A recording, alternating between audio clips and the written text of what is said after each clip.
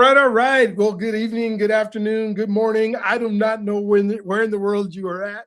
So I wanted to make sure that I just greeted you from wherever you're at. And so excited to be here today and to have you all on. I love doing this podcast. I love taking the time to spend time with, I guess, some of the folks that I begin to care about more than even some of the other people, maybe some of the people in my family at some point, just because I get to see people, I get to have conversations. They're not strenuous conversations. Sometime with family, there's expectations that are had that you go, oh my gosh, are we really having this conversation again? The other thing is kind of fun. I just got off the phone with my dad, and my dad is 87 years old. And we just ran a track meet in July, so he's very active. And this guy that just loves to talk. But we're getting to the point now, and I don't know if you've ever had any folks that are in that age range. He just got married again in when did he get married? In September, I believe it was. And so he's been divorced from my mom for a long time. Then he got married to another lady, and then she passed away about 3 years ago. And then the funeral director put this other lady that was her husband had passed away together, and then her and my dad, they met each other, and then now they got married. So, anyways, I am now in the middle of some of their back and forth where I'm like, oh no, I have no part of this at all, not even a little bit. And then now I feel like sometimes I'm repeating myself, which is okay. I mean, he calls me up. I get the honor to have an 87-year-old dad who now, is asking me the same questions over and over again, but now I think he's noticing that he's asked me the same questions. But it just gets to be, I just haven't been through this stage in life before. And it's just interesting to be able to just have those fun. So I can't wait to get him on more podcasts, to get him on more things that I can go back and forth and say, hey, that's legacy, or that's something that we're able to do in a big way. So, but today, guys, I don't know why I shared that with you. It's just something that was on my heart and on my mind. I have Brian Bogert on today. I got the opportunity to go on his podcast.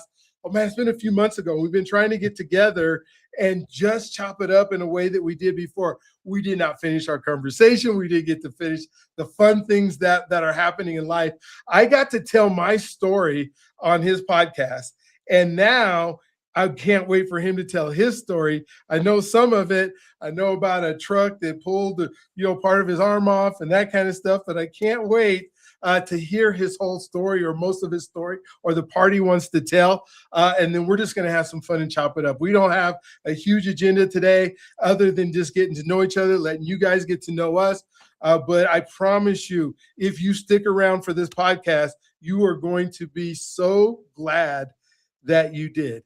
And so, Brian, go ahead. I want to give you the floor. Go ahead and introduce yourself and your upbringing. You can start as far back as your mama's womb, all the way up to now, and then we're just going to have some fun right after. Cool. So, thank you for being on. Thank you for at least pursuing me as much as I pursued you, so that we could have this conversation. Yeah, man.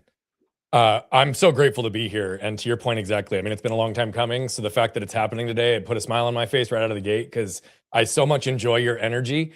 And I so enjoy the heart and the just charisma that you bring to everything.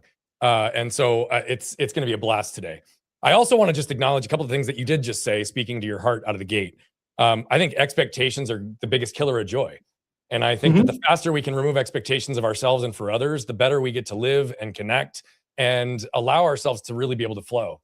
I also will tell you that I have dealt with some of the things that you've discussed, not as a direct parent, but my grandmother has, she had early onset dementia that became full-blown Alzheimer's over the course of the last decade. And I've watched my mom, who was for a while a full-time caretaker, right, really shift from the daughter role to the caretaker role to back to the daughter role after she now is in the places that are helping her. But with that age group, right, there's just, it's an interesting dynamic. And when you're dealing with parents, and we've got some of those dynamics as well in family, when you start to see people who you've viewed in a certain light for your whole life start to have elements of their function, elements of their persona, almost seemingly declining right in front of you. It's for lack of a better term, and I'll keep it clean because we're streaming live, but it really messes with your mind. It's a whole paradigm shift. And so I had to just acknowledge that, because going through all that and what you're getting ready to face and just continuing down to make sure you've got that relationship, the coolest and most important part is you still have a really solid relationship with your father after these years.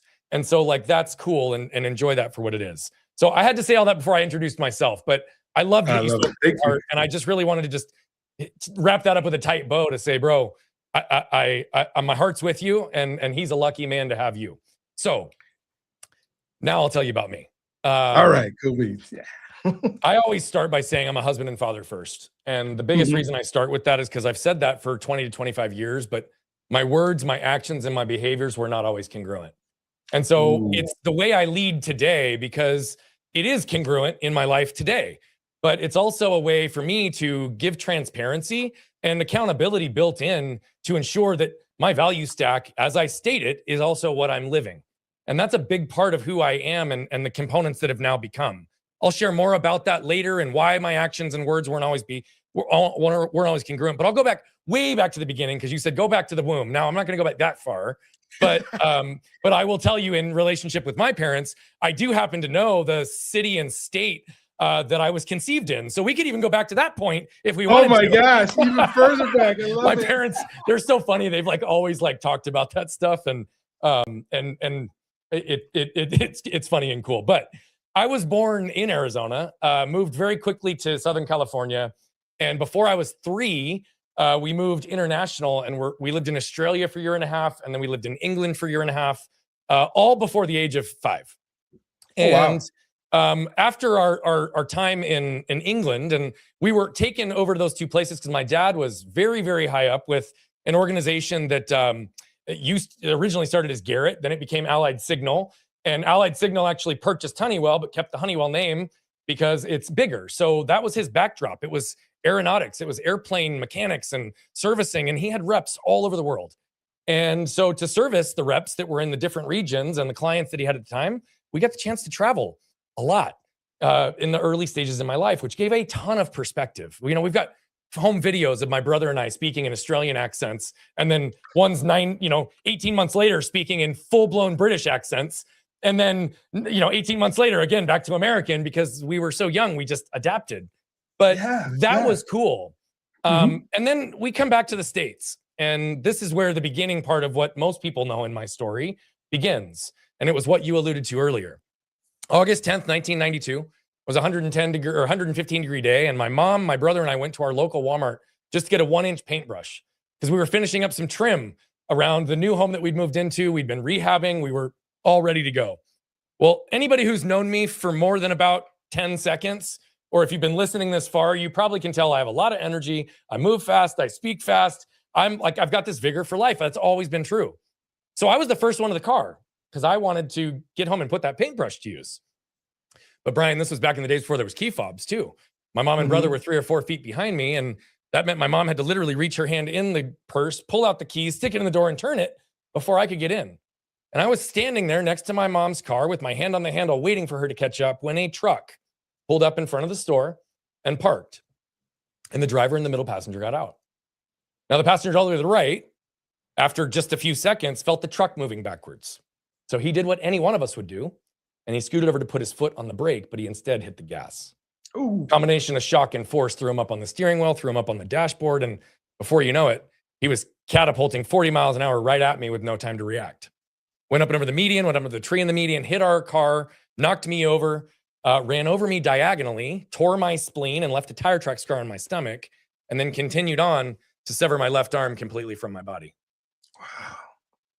Now, I was really blessed because other than my mom being there, who was incredibly strong and capable, my guardian angel was as well. There was a woman that saw the literal life and limb scenario take place right in front of her, and she made a choice in that moment to stop and come over and stop the bleeding on the main wound. And she instructed some innocent bystanders to go inside, get a cooler, fill it with ice, and get my detached arm on ice within minutes. And Wow. I highlight this because I've said for years that I was forever indebted to this woman. But I met her 3 years ago on the 30th anniversary of the injury for the very first time. And I learned something that day that only reinforced my point. She had a friend with her that day. She had a friend with her that was also a nurse that also had all the same sets of training. Oh, so Friend, two of them together. her friend turned her head and went on with her way. Oh, Now, I want to be really? really, really clear. That was well within her right, well within her choice. And to the point of Sure. expectations, I have no expectations that anybody would do anything, right? Mhm. So no malintent, nothing negative towards this other woman. But what it does do is it reinforces the power of one person making a singular choice in a singular Mhm. moment to help someone, save someone, and the ripple effect of what that can do in our lives. See, if it wasn't for this woman, I either wouldn't be here with you today, Brian, or I'd be here with you today with a cleaned up stump. It's just the Oh, gosh, facts. yeah. Yeah. And so what I always do is I pause and slow down at this point because I do realize how crazy my story is. I've been telling it for 34 years. It's crazy. And I've never met anybody who's been through exactly what I've been through. But what I will also tell you is the more I've told my story in 34 years, the more I also know this to be true. Each and every one of you listening right now has your own unique stories. Mhm. So regardless of the extremities of your stories, what becomes important is that you learn to slow down long enough to become aware of the lessons you can extract from your stories so you can become intentional in how you apply those moving forward. And we all have the ability to do that. We also have the ability Mhm. to tap into the collective wisdom of other people's stories to shorten our own curve to learning. And that's what we're here to do today. So that's the kickoff, man, to the story. And I know we'll jump in and weave all where we need to go today. But yeah, man, that was kind of the piece that started off elements of the trajectory that I'm on today. Oh, man, that's so cool. So when I think about your identity now, so you're this kid who plays, can't wait to go paint. Now they've attached your arm. I'm sure there's a lot of medical things that have to go, probably several surgeries. I've never seen somebody that has these things without several times going in. And did that change who you believed you were? I mean, were you this kid was trying to do sports and all that kind of stuff, and now all of a sudden I have to watch sports, or for a while, anyways. I mean, I bet you got back Yeah. into it after it all started working. How did your identity shift to become the person that you are today as a result? So what I would tell you is that largely I am living today congruent to who I was before the injury with the Mhm. knowledge and wisdom of what I've gained through the process of it. But in the beginning, there were elements of me that didn't change and elements of me that learned to live protected because I needed to. And so what do I mean by that? I have said for a lot of years that questions are I'm only as good as my questions. And I Mhm. am a big Mhm. believer in the power of questions, asking very good questions, and the importance of questions in helping us get unstuck because they create options and opportunities for us to make new choices and take new actions. But I didn't really quite understand why questions were so powerful for me until recently when I was deconstructing this. Because when I came out of the hospital, to your point, I had 24 surgeries. There was a lot that went into this, lots and years of adversity and therapy, 3 days a week of occupational therapy and physical therapy to regain function and feeling in my hand. But when I first Mhm. came out of the hospital, actually, it starts in the hospital. I have to start there. I felt sorry for myself. And I remember being a little bit in a fog and Mhm. and like literally wondering, well, what is my life going to look like? What is this going to do? And then we were extremely overwhelmed because everybody in the ICU that was in there also, all the families were coming up to us and saying, we're so sorry for what happened to you. We're so sorry for what happened to you. What can we do to help? And then we come to find out that their kid's laying in the hospital bed next to me with a terminal illness and doesn't know if they're going to live for another 30 days. So one of the more profound moments struck me very early on because I was able to have the power of perspective. I believe that pain and perspective both point us towards what's important if we're paying attention. But what did Mhm. that mean to me? I didn't know if my arm would be successfully reattached. I didn't know if I'd regain function. I didn't know if I'd be able to ride bikes and play sports and all those things again. But what did I know? I had my life. Yeah, to And other life. than the Mhm. immediate threat to my life, it was no longer going to be a threat as a result of this injury. Whereas kids are laying in the bed next to me, not knowing if they're going to live and survive. So that was the first perspective because I learned early not to get stuck by the things that have happened to me, but instead get moved by what I can do with them. And I believe Mm. today, and it's a big thing that I teach, is that moved people move people. I'm just trying to move as many as I can. But when I came out of the hospital, I had a teddy bear in between my arm. It's where I picked back up on the other story that I was starting to tell. Well, okay, why? Because my arm needed to heal at 90 degrees, right? So I had this teddy bear. It was really cute. It was sitting right here. But what did that also mean? Everybody noticed it and everybody stared. Part of the reason I I like questions directed so right much, to it. Yeah. part of the reason I like questions so much is because the majority of people would just stare and never ask. Hmm. What did that Yeah. mean? If they stare and never ask, then they are writing my story for me. They're making assumptions, they're making conclusions, they've got expectations. I never even get the chance to use my own voice, let alone, right, like even counteract what they're doing. So then the portion of people that would come up and ask, this is what would happen. They come up, what happened to you? Expecting me to say, oh, I was racing my brother on our bikes and I crashed, or I flew off the jungle gym, or whatever, right? Like Yeah, a yeah. normal 7 or 8 year old story. And I would look them deadpan in the eye and I'd say, I was run over by a truck and my left arm was torn off. Now, 99% of them, after they picked their jaws up off the floor, would do this next. They would pause and they would turn their heads to look at my parents for validation, which told me what? They didn't believe me. So now I have people writing my story for me, not even asking. And then the majority of the people who even asked me questions didn't Don't even believe what believe. I told them. Wow. Because Like you made too it all up, audacious. right? No, literally, that's literally, I mean, there was people that would say that. They'd be like, oh man, this kid's got an imagination. And my mom or my dad would look at him and say, no, that's exactly what happened to him. Right? Like they'd have to validate and support, but what did I start to believe? Nobody was going to believe anything I said. If I'm living and wearing and existing in my own skin, my own truth and reality, and they don't accept it, then what? Right? Then those next people would do this third thing, and there was 3 layers. The next thing is once they accepted it, they would start to view me through their lens of what they'd be capable of in my situation, immediately limiting me and telling me all the things I was and wasn't going to do for the rest of my life. And I don't know about you, Brian. Actually, I do know about you because you and I've talked about this. But when someone's telling me what I can or can't do, or tells me what I should be doing, that's like a visceral reaction where I'm like, nope, I'm going to show you otherwise. But why do I give you all this backdrop?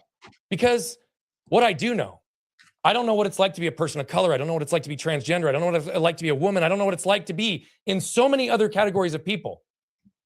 But what I do know is what it feels like to be the only person in every single room. I do know what it's like for people to write my story for me and assume and make assumptions and never give me the chance to tell my own story. I do know what it's like for people to not to believe me, even when I'm telling them my own truth. And I do know what it's like to be overlooked and underestimated by everybody around me. But what did that also do? It caused me to start to create what I believed was what all was going to be necessary, a mindset of mental toughness. Now, I got to be clear. Mindset and mental toughness are critical, but they aren't everything. And they were everything for me for a long time, because if I could set my mind to it and if I could have the right mindset, I would accomplish it. And I lived my life the next window of time with this narrative. Brian's good, Brian's strong, Brian's capable, Brian can do anything himself.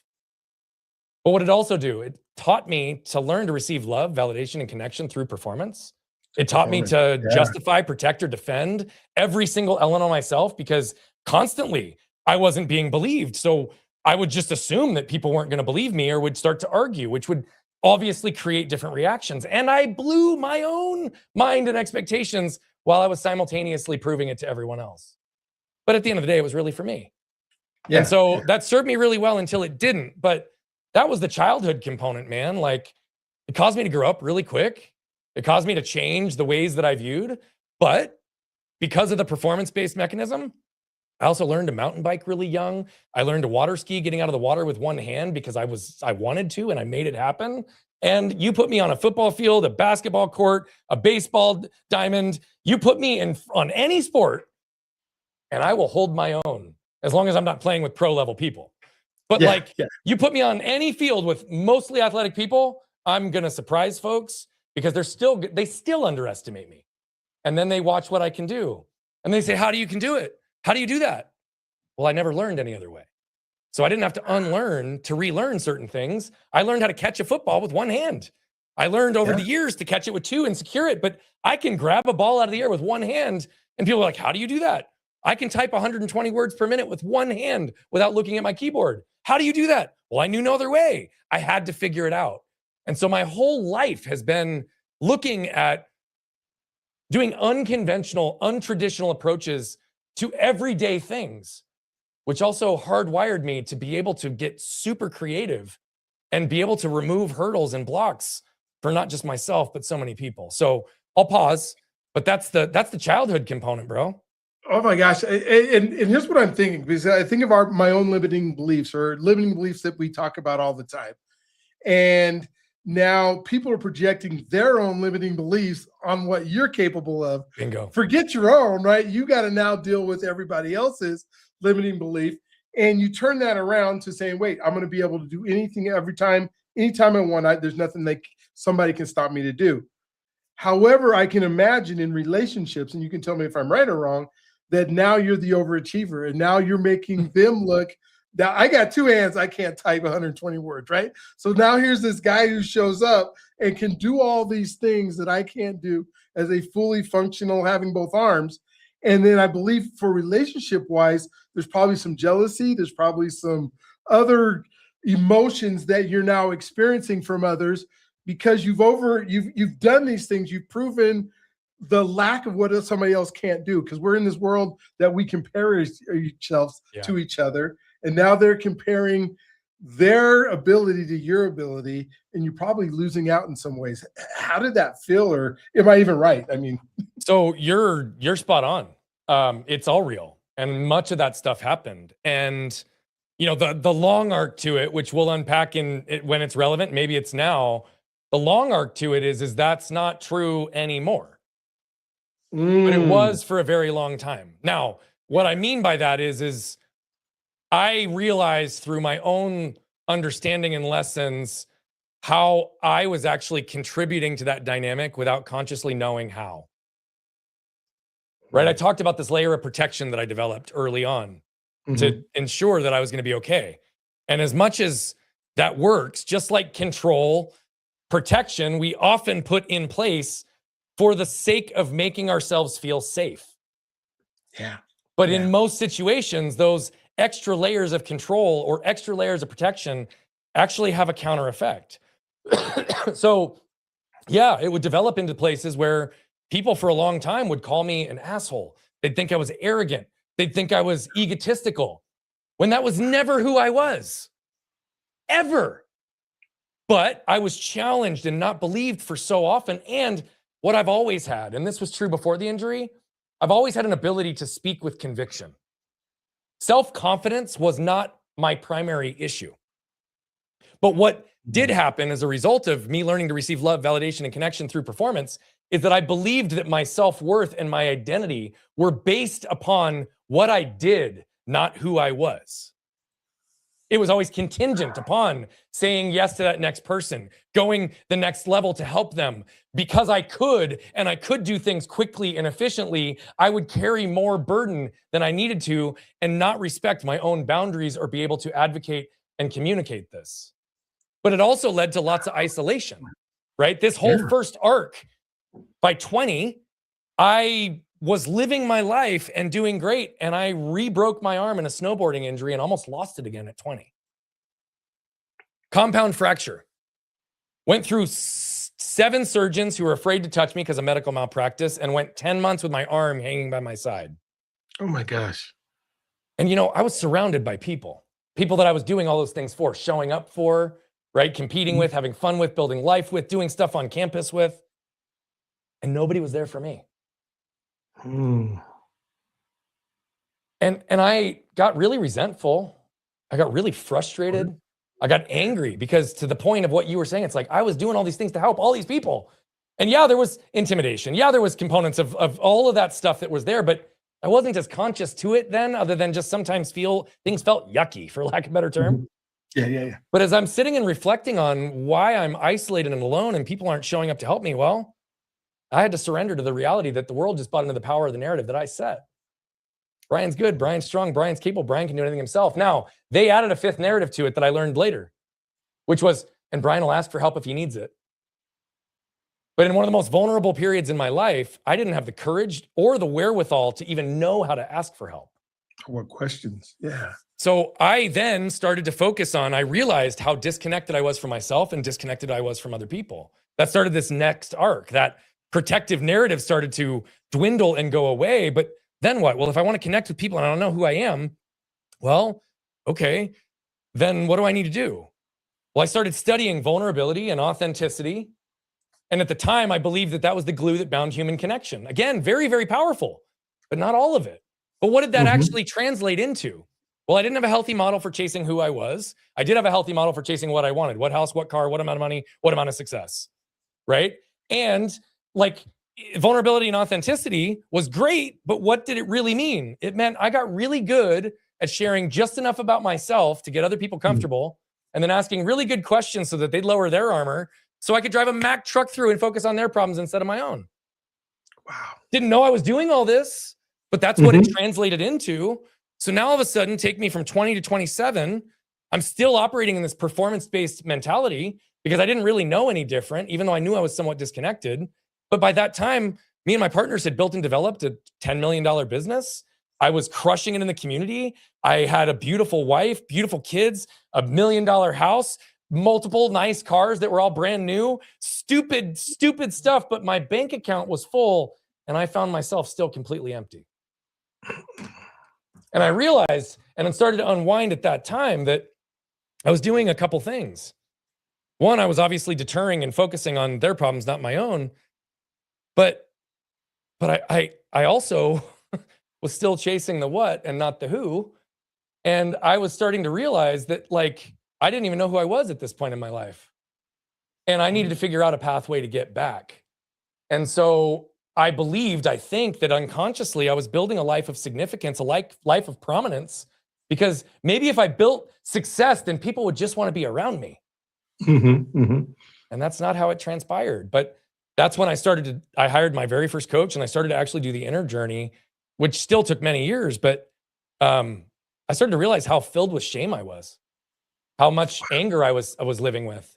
And when I say shame, I didn't know it was shame all these prior periods, because I always thought shame just meant I didn't have good enough self-worth.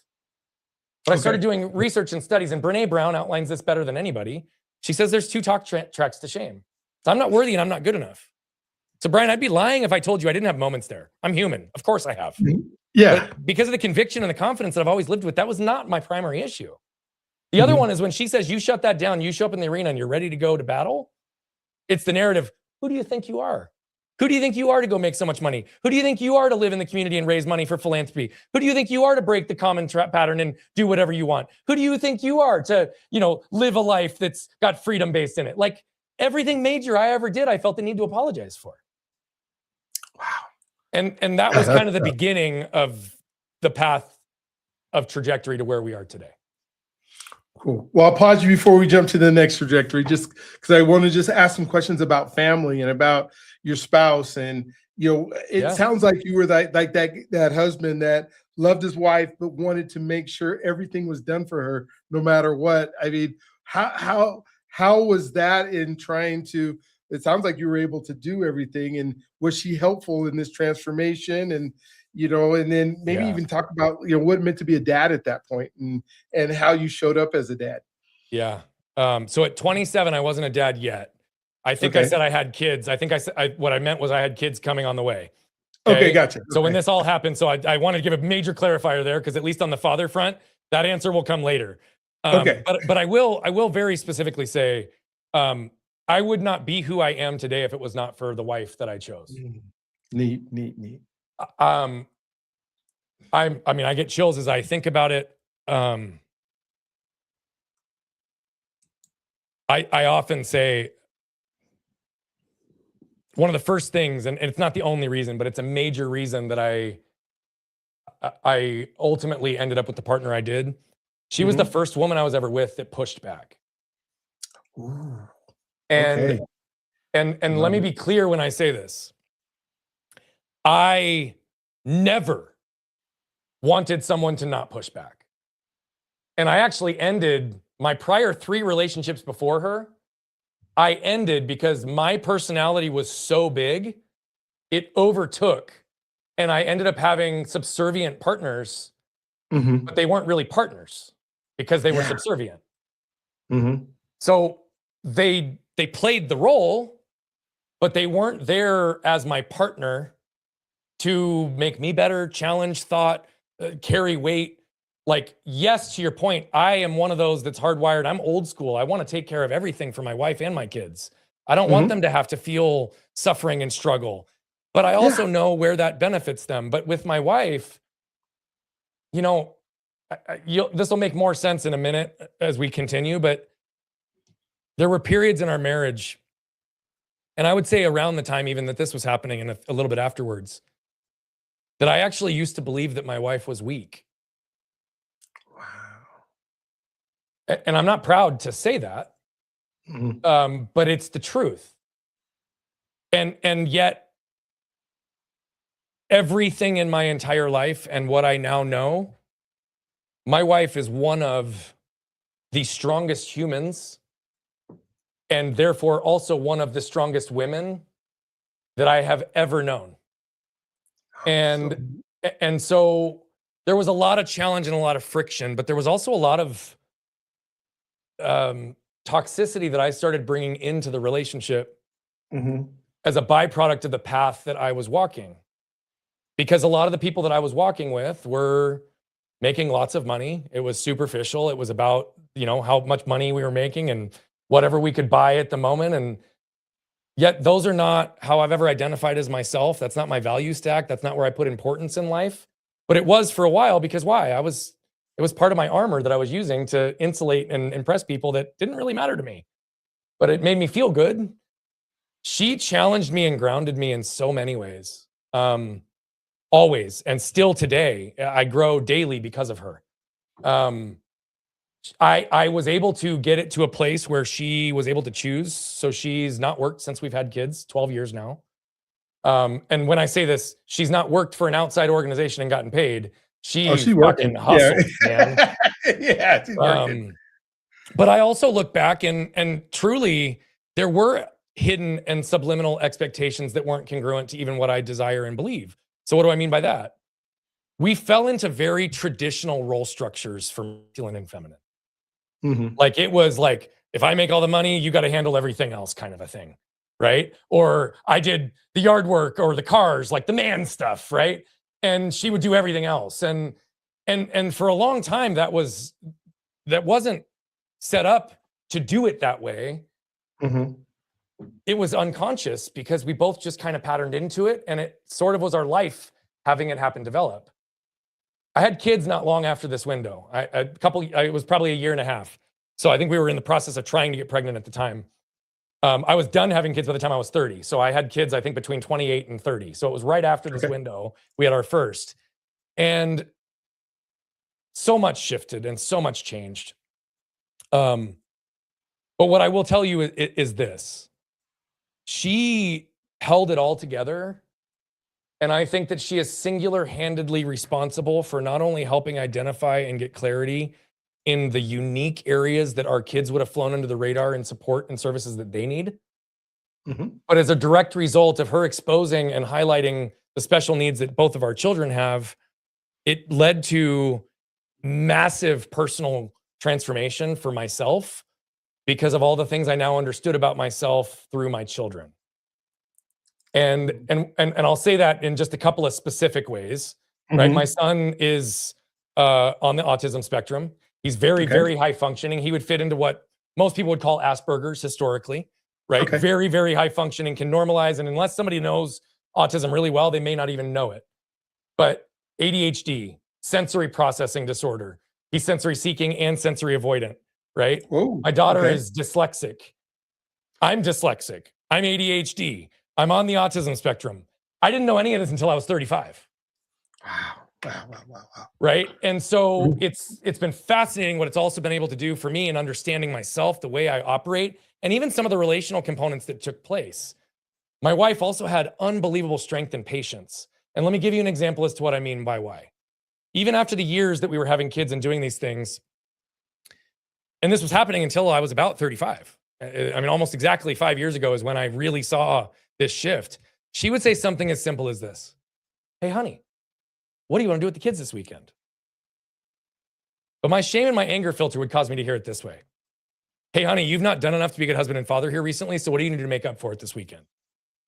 Wow. To which point, I'm a great husband and father, and at that point in my life, I'm doing everything for them, but yet I also was not present for a lot of it because I was out doing the things to make the money to give them what they needed when really what they needed was more of my presence. Now, I've always been very good with my kids. I've always been very present, but there are windows that I wasn't as on point as I would want to be. So what would I do in those moments? Well, of course, I just told you, nobody's ever believed me. I'm always been challenged. So what do? I get all heated up and I rattle off the 10 things I've done in the last few days to show her I'm a good husband and father. That wasn't even what she asked. Now I've created damage and a ripple effect of damage in my house that I've got to unwind and repair. And it wasn't even what she said. And so that was a big piece that, again, I'll be able to give some descriptors on later. But I also never felt emotion until 2 years after my daughter was born. I didn't feel emotion for the first time until I was 32. And I started to unwind then that when I shut off physical pain, when it exceeded my ability to cope, I shut off mental pain, emotional pain, and spiritual pain right alongside it for 25 years and didn't know it. Told you I was focusing on human connection. Human connection without emotion isn't even human connection. It's not human connection, yeah. Right? Vulnerability and authenticity, you're nothing without emotion. And I wasn't feeling anything before that. And so my wife is responsible for so much. And frankly, I don't like the word should, because should is a shame-based word. It implies whoever you are, whatever you're doing is not good enough. But my wife should have left me in more times than one. And she chose not to. And I'm forever grateful.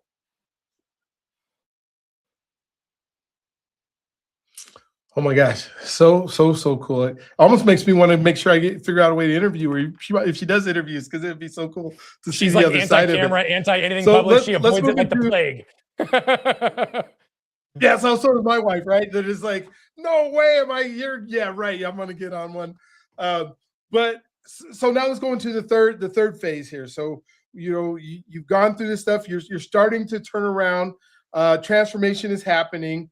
Maybe what the impetus was for the transformation. What happened that you talked about having a coach and whatever it is you did, but what did it lead you to be able, and how have you noticed the differences between those different times? So one of the very first things, and I have to credit my first coach for this because I am grateful for him and I will be forever. Hired my first coach at 27. First conversation I had with him, Brian, he goes, "Brian, you got to be doing this." I was like, "Doing what?" He goes, "With everything you do in the community, all the stuff, all the people that come to you for things, all the stuff all the talks you give, all the speaking you do, the business that you built," he goes, "You should be speaking and coaching as a profession." And I said, "Okay, yeah, whatever, buddy. I'm paying you a shitload of money, not to tell me how great I am, but to help me figure out this other stuff. Like, no, thank you." Yeah. And I literally completely disregarded it. For the better part of 9 months, he brought it up every time we talked. "Brian, have you thought more about it? I think you need to be doing this. Brian, have you thought about it? I think you need to be doing this." And the universe sent me some signs about 28, 29 that were like, "You need to be doing this." So I jumped in with both feet. Now, I probably would have come full circle to it, but it certainly wouldn't have happened in the same way. And I ran my speaking and coaching business side by side with my other business for 5 years. So he helped me get more intentional. He helped me get more aware. He helped me put more structure and discipline into certain things. He did help with mindset stuff that was furthering a continuation. But it also, in a lot of ways, perpetuated this performance-based mindset because it was a lot of grind, hustle, mental toughness. And I was already doing that stuff. I already had that dialed in. So when I told you I didn't feel emotion until 32, that was a pivotal moment that I had with my daughter that helped me realize that and start to connect it. And that opened up the few years of work I'd done with him to a whole different trajectory because I was able to actually start going inward and start doing some of the healing in emotions and memories and feelings and reactions that I hadn't ever seen. It was 2019. So I was 34 in 2019. My wife and I had gone away for a weekend. And it was one of those weekends that, like, mentally, physically, spiritually, and emotionally, man, we were like one. We were just like dialed and connected. And as we were driving back to pick up our kids at the end of the weekend, she looks over at me and she says, "How would you feel if you didn't have to go to the office on Monday morning?" It chills when I said that right now because it was the same thing in that moment. I was drowning in doubt, flooded in fear, swirling in my shame, and I laughed at her. And I was like, "Ah, babe, that's a loaded question. Why don't you tell me more?" And she went on to help me realize that I was dying a little bit inside every day I was living. That the path I'd been on professionally was not the path that I needed to be on, and it was no longer serving me. That she believed that I was scratching the surface of my potential and I was not putting myself in a position to go after it. And she also believed that I wasn't having anywhere near the impact on the world that I wanted. And so ultimately she challenged me to really consider it. She's like, what would it look like?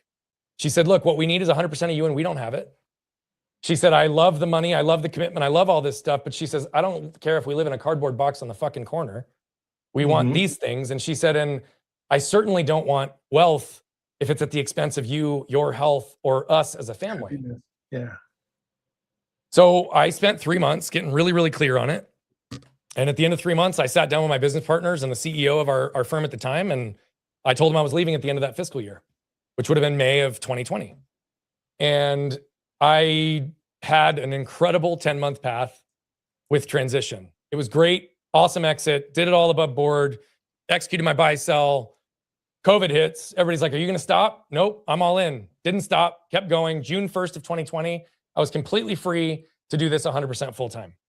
Now, there's a lot that happens in between there, but where I go with this is that at that time, I was focused solely on helping people get clear on who they were and to live their best lives, right? And to surround themselves with who mattered most.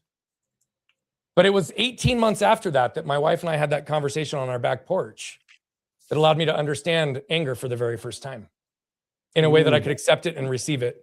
And it went from me being in the best place in my marriage I believed I'd ever been, and that was true, to not knowing if I was going to be married for another 30 days. And I had to do a radical shift at that time. I cleared my calendar for 10 days, gave my wife my phone, asked her to get everything off of it, made a bunch of different other little changes in that time, but I also went inward very, very quickly. And I was given a few gifts that allowed me to have some really solid awareness. But the next few years were very tumultuous and very good at the same time. And, you know, it's interesting because we have this conversation on a Monday, and to the point of my wife not wanting to be on cameras, the Monday after we had this conversation, we were set and scheduled to speak at a marriage retreat. Oh, gosh. On the topic of marriage and healthy marriages. And she looks at me and she's like, she knows how I operate. She goes, what do you want to do with this thing? I was like, let's just go lay it all out there. And she goes, what do you mean? I was like, we don't need to put on a face and like fake it. Like, let's just go. And it ended up being one of the most powerful conversations we've had in that dynamic, because we walked in, we get introduced, and we immediately say to everybody, look, we're here as subject matter experts to help you all, but we want you guys to know that we are as imperfect as any couple that says that they're perfect. Oh my God. And they were like, what are you talking about? We literally don't know if we're going to be married another 30 days from now. And I broke the whole thing down with just complete transparency, because I do believe that truth is what sets us free. But it was this window of time that I started to really understand and unpack. And I'll hit on why this connects, because it matters, right? I believe that as humans, we all seek and desire four things. We all want to feel safe. We all want to feel protected. And those are not the same thing. We all want to feel seen and understood, and we all want to feel connected. These last two are the two that we want the most, but they don't happen unless the first two do. So what happens the second you don't feel seen and understood or safe and protected? You protect yourselves. Our analogy is the trash from people's past, waste to wealth. So imagine a 35-gallon black trash bag. Unfold it flat. Now pick it up in front of you. This could be when my wife asks me what we want to do this weekend. This could be going to a networking event and everybody wants something from you instead of for you. It's handing out business cards. This could be going back to the family's house for the holidays, and 3 weeks out, you know that your dad, your aunt, and your grandma are going to make you feel a certain way, and you start anticipating it and planning on how you're going to avoid it. Those are all layers of protection. The second that layer is out in front of you, the question then becomes, how could you properly expect anyone to see who you are, what you're willing to do, what you're not willing to do, your heart, your intent, your souls, your desires, your boundaries, your values, your worth, delivered through an opaque force field? And that's assuming that they're not carrying their own, which is going to further dilute the message, because almost always we're having to get through two layers of protection with people. And so what this gift gave me and my wife is that the second we protect ourselves, we actually guarantee that we're going to disconnect ourselves. We guarantee that we're going to disconnect ourselves from who we are and what we want and anybody on the other side of us. And so much of my focus was not just in distilling the triggers and the reactive moments that would cause elevated interactions and anger. We set up rules and boundaries and parameters and ways that she could coach me and catch me in moments. And I made a promise to her that day that I was going to do everything in my power to ensure the negative effects of anger would not affect our house as a result of me again, knowing that I'm human and knowing that it would. But I'm very proud to say that over the next 18 months, it only happened about 3 or 4 times. Oh, wow. And now today I sit in a place where I tell people, My wife and I have been together for 19 years. We hid from each other unconsciously for about 14. And she's only felt completely emotionally safe with me for 3.5 to 4 years. Mm, But it's also not a man. coincidence that we have the best marriage, the best relationship, the best communication, the best intimacy. And I'm not just talking about sexually, but I am also talking about sexually. We have the best businesses, the best communication. Our kids we've reversed generational patterns in the home. My kids don't remember having an angry father. And we have like really reestablished trust. And we have a connection in a way that I never even thought was possible, but I always hoped was. And it translated into every other area of my life. And frankly, it gave me the framework that bases almost everything we do in business today, which is the waste to wealth methodology. And at the end of the day, it all comes down to human connection and this concept of protection and disconnection. Because we cannot move from waste to wealth. We cannot live the lives that we want if we're consistently living behind control, safety, self-protection. True freedom exists with what I call a strong spine and a soft front. A strong spine is I've done the work to know who I am, what I'm willing to do, what I'm not willing to do, my heart, my intent, my soul, my desires, my boundaries. Have you seen the end of the movie 8 Mile? Yes. You know, Eminem in that last rap battle, he's like, I did groove him across the tracks. My buddy Bob did shoot himself. And he just rattles off all the stuff that he knows they're going to do. And what happens? He drops the mic at the end and everything, his competition had nothing on him. Yeah. See, true freedom is the second you get yourself to a place where you have nothing to justify, protect, or defend. Because when you have that strong spine, you can be unwavering in any environment, which allows you to have that, what I call soft front, which means you lower your armor. And I think of my wife and my kids when I think about this always. They want to come to me for love, leadership, laughter, light. Do they want to lay their head down on a metal chest piece of armor? No. No. And so it's how I choose to lead and live every way today. Oh my gosh, so much to unpack there, and hope that those who are watching will go back and rewind and watch, because there were so many things that Brian said in that 18 months where you said everything changed and everything moved. What are maybe a few things that you did differently? One, acknowledging that the anger was there and saying it's not going to be part of who I am anymore. But that doesn't just happen. I mean, you have to work on that. That's a muscle. Not even close. So what are maybe some of the things that you were able to do, or inside yourself, or the inner work that you did, and you went away and you told you to get the stuff off your phone? I mean, you gave us some little clues, but maybe some things that people can look at. I think it starts first with the boundaries and rules of engagement that my wife and I outlined day one. Okay. Right? And what those were, and it was through the whole lens of, again, reestablishing trust. I was unconscious to how I was reacting in most moments, meaning I wasn't aware I was even doing it. Why? Because it was pattern recognition, it was cellular activation, and it was happening from instinct to reaction. It was that fast. There was no slowdown period. First thing that I did is I had to tell her my number one job is to start to identify when I even feel that rising up, whether it's defense or shame or anger or whatever that it is. I've got to catch when it's happening, right? And as quickly as possible. And my commitment to her was, I'm going to do everything in my power not to react. That said, if I have a face, or you feel an energy, or you feel like something is happening that is elevating, or I think I'm going to react, you have permission to call me out on it. And I then have to commit that if you call me out on it, I pause and I listen, I don't react. Wow. Meaning we are actively trying to deconstruct the pattern, and I had to empower her to be able to hold me accountable in a way that she didn't have to worry about that further reaction. And I did a really, really good job there. Okay. Now, that said, I also had to take into account my own personal side, which I had told you was the first part of it. So I had to put language in place for me to be able to catch it. So if I would react in a moment, here's what I would then say at that time. Babe, I just reacted, or I'm getting defensive, or I'm feeling angry at the moment, which tells me I probably didn't hear you correctly. Can you please say it one more time, and I'll try to listen with a more neutral ear? And if I'm not able to do that right now, can we pause this and revisit it later? Because I don't want to create damage. Wow. There would be times she would see interactions, or my energy would start to come up, or I would have an edge. And I would give her permission to come over and tell me. And she would literally come up if I was talking to the kids or something, and she'd be like, you need to go for a walk. Hey, why don't you go step outside for a couple minutes? Hey, why don't you go take a couple puffs off a joint and chill out? Like, she literally had the permission to do that. And again, my rule was, if she does that, I listen without need to argue. Because in that time, and I say this all the time, I ate shit for 6 to 9 months. What do I mean by that? There was shit she was doing to bait me. There was stuff she was doing from our old patterns that would still be reactive. But I made a promise to her. And the only way to start to rebuild trust is to not repeat those same patterns. Yeah. And so for me, it was like the number one thing I did was if I felt myself elevating and I couldn't communicate it, I would just walk away. And she would know if I did that, it's because I needed to.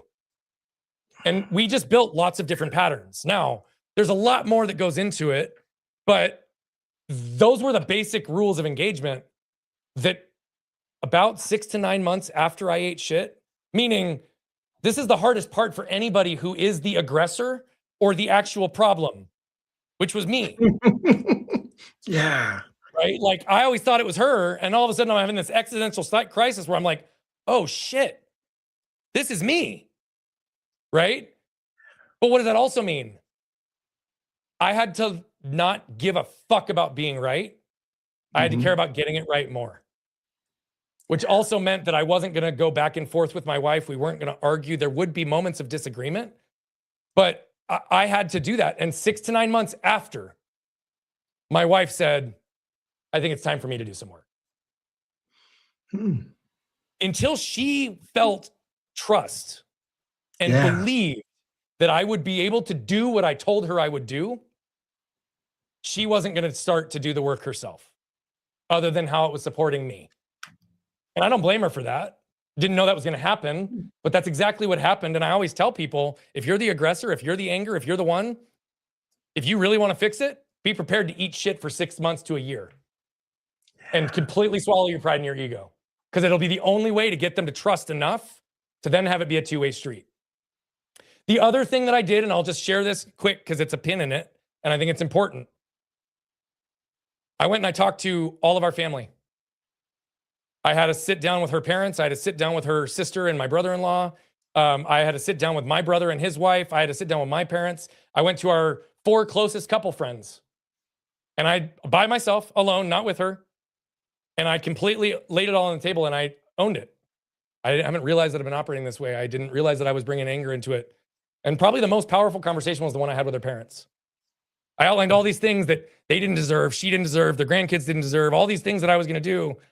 And her dad reinforced one of the most powerful lessons that I know. He looked at me and he goes, you talk too much. Show me. That's all he said. But it reinforced one of the most primary lessons that I teach people today. The world will never, ever judge you based on your intent. Of course not. Yeah. Oh, gosh. Will only and always judge you based on what your words, actions, and behaviors communicate, even if you're not conscious of what they're communicating. Yes. But oh my gosh. Accountability at a layer that was bigger than just my household. And for me, I needed that layer. Yeah. And what I love about this process, one is that you said, okay, this issue is I have to fix. And you gave your wife permission to be able to say that, which a lot of people won't, because we want to put that back on the other person, right? We want to put it back on who, they're part of the problem. It takes two and all that kind of stuff. But and by the way, that's true. It is true. But if you're the aggressor, it starts with you, right? Yeah, exactly. Yeah. Well, and the expectation wasn't that she was going to go get help or she was going to work on herself. The expectation is you're going to do everything in your power to be able to change this around. And then whether she wants to or not, we're going to get through this, which is huge. I mean, that's probably 90% of the value of making it work is, wait, I'm going to work on me.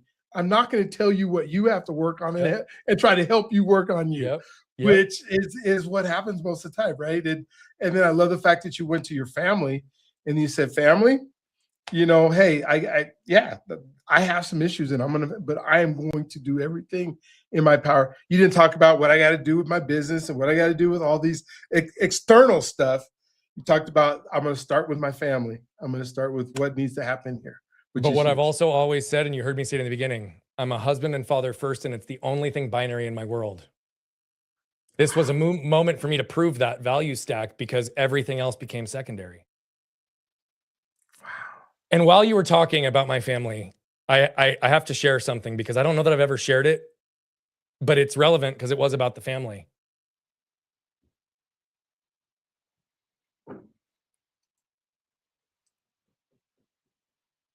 I didn't realize for years how I treated my mother Mhm. in ways that she didn't deserve. That were directly correlated to the way that I interacted with and spoke to my wife. And so one of the most powerful conversations in that was I didn't just own it all with my mom. I actually turned into an apology with her directly towards her, not just what she had experienced with my wife and I. And the hardest part to swallow for all of this, but also the motivator behind it all, it absolutely crushed my soul. This idea that anything I did with my wife and my kids would have done or accomplished anything other than loving them, helping them, developing them. Mhm. The fact that I had to surrender and accept the fact that I was one of the greatest sources of damage in their world almost crushed me because Mhm. it was so inconsistent and incongruent with my view of self at the time. And to the point that 99.9% of people in my world, as they started to hear me talking about anger, they were like, "You're an angry person? You? I've never seen anything like that."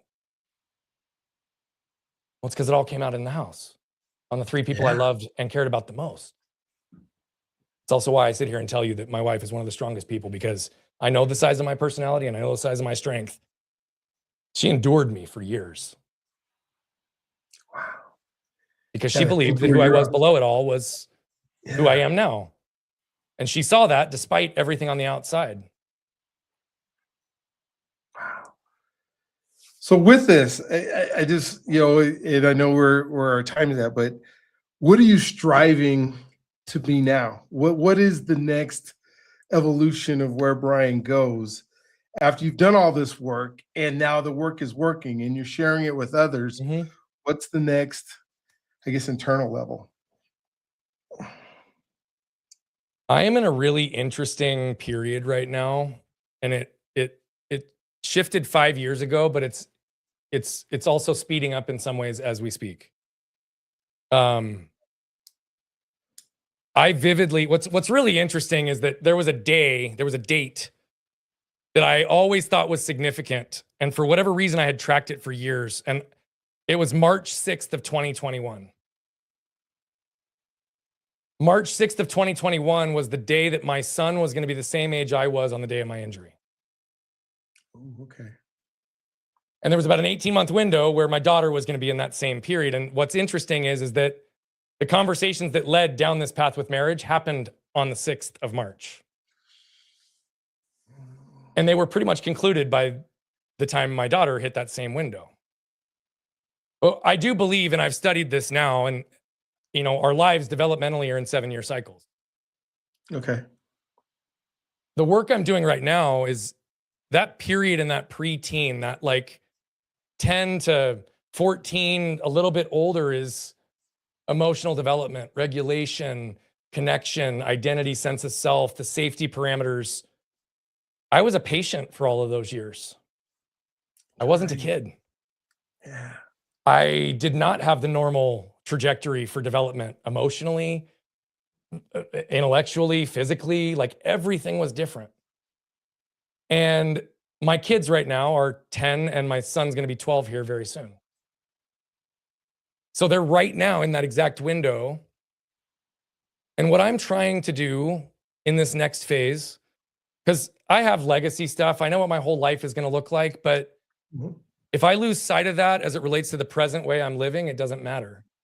Yeah. Yeah. And so I'm in a phase right now where I've got a really cool opportunity to feed and fuel my kids with things that took me decades to learn, and to do it in a way that we can communicate openly about it and in a way that works. Our son, just about a month ago, had a situation at school. Kid was bullying him. He's bigger than the other kid. He got physical, threw the kid down. And the school that they're at is really amazing in the way that they handle all these things. So they pull the kids in and they talk to him about it. They actually have a director of behavioral accountability or something. That's not what he's called, but it's his whole role there is to like help with the mediation and development of kids that are struggling with anxiety or behavioral stuff or whatever. He's awesome. So they all go in and they do this thing and they start clearing the day, and we get a call to come pick him up. And they made it very, very clear. Your son is not in trouble. He's not suspended today. He's having a very hard time regulating and coming back to focus. And there's nothing that he's going to miss today that's more important than him learning to do that. Why don't you guys pick him up so he can just have a day to clear his mind and he can come back tomorrow and all will be good. So all that happened. But like 3 days after this, there was an all-school tour where myself, my wife, my brother, our extended family came, and we got to tour the school. The principal came over to us because he ended up spending about 3 hours in her office that day. And she came up to us and she said, look, I didn't get a chance to spend time with your son. And certainly the reasons that we spent time together were not necessarily ideal. But she said, I need you to know I adore your son. Oh my gosh. And we were like, what are you talking about? She said, well, I've never seen a few things that took place while we were doing this. I said, okay, what's that? Well, this other boy was really struggling. And he was getting super upset and he was super afraid of being in trouble and didn't like, was all these different things. And your son kept saying like, your parents love you? Yeah. Do your parents know who you are? Yeah. Do your parents like trust you and believe you? Yeah. Okay. He literally asked all this stuff and he goes, so nothing else really matters, does it? Wow. And like got the kid to realize, he's like, if you have a loving home and supportive parents that like are going to listen to you and talk to you and know who you are, like there's nothing else that could be more important. She's like telling us this stuff and we're like, whoa, wow, cool. Like not surprising because we know our son. But then the next level, she goes, and then he starts asking me when he's in there by himself about my kids and my life and like communicating like an adult, like we have in so many different ways. She's like, I don't know the last time I had a non-adult ask me even half the questions that I got asked by your son. And she goes, he is going to be just fine. Like, I'm not in any way concerned about what happened. I love your kid and we're so happy he's at our school. It's like, wow, man, he wasn't worried about getting in trouble. He wasn't worried because he's like, no, my mom and dad love me and they know me. They got my back. Nothing else matters. It'll all be okay with that. That's what I'm focused on right now, is making sure that they get to have those experiences. So cool. And that they don't have to unwind all the stuff I did that took me into my 30s and now my 40s that I'm still working on. Oh my gosh. So amazing. I mean, thank you for sharing and being vulnerable today. And but I think of like the wisdom that you have at your age. You know, not that I'm this super old man, but I have a 38-year-old son, and I think of like. I mean, we talked about this before. I think you're old enough to be my dad, bro. Yeah. Like, oh my gosh. And so, oh my God. Yeah, I don't. You know, I know there's more conversations that we get to have that I can't wait to have them with you, because it's just so insightful. I mean, you have helped me become a better man today as a result of our conversation. And I've written some stuff down and some things that I want to do and some conversations I want to have with my wife, just because I need to, you know, not, you know, and it's at that point, and it's your example that is so incredibly neat to me, that you were willing to do the things that you were willing to do despite the rest of the world, because you didn't have to. You know, and you could have continued down the road and the path that you were on, like many of us do in some cases, and not worked on yourself. And so I just want you to know how much I appreciate the fact that you've been working on yourself so hard and working on a way that creates results. You know, because it's one thing to just continue to work and go around this hamster wheel and then you don't get any better. So one of the things I would love to you know, how can people get a hold of you? Maybe just a little bit about your world and how you're able to help people, just like we did today. Understood. Well, I put a lot of free content out there, and there's lots of resources that we have. Thank you for saying all of what you said. My reason for existence, Brian, is to allow my truth to give others permission to live theirs, and that's how I truly live every day, because I like I said before, want move people to move people. We're on a path to impact over 1 billion lives as quickly as we can, and 99.9% will never know my name and never pay me a dollar. But why do I say that? Because if you heard anything that resonated with you today, even if you don't follow through and go to brianbogert.com/connect, where you'll find our podcasts, you can text me, you can get our newsletters, you can see things with our masterminds and some different programs. You can connect with me on social media, all through there. Or if you're on social media, go to @BogertBrian. Even if you don't ever reach out, if you heard something today, all I ask is move it through your own world, whether it's through your own actions or by sharing it with someone else, because that's the ripple effect of what I call collective impact that's going to get us there. And I live and do this for the sole purpose to be able to show people what is possible and help them believe it is for themselves. So all of this is great, but if you do nothing with it, nothing's going to change. Yeah. Oh my gosh. You are so right. Like you have this opportunity. If it's going through your mind now, take action right now. Don't wait. Don't say I'll get to it tomorrow, the next day. Take action right now. Oh man, thank you for being on the show. Thank you for being a part of my life. Whatever I can do to help you into your movement and the things that you're doing, you have me 100%.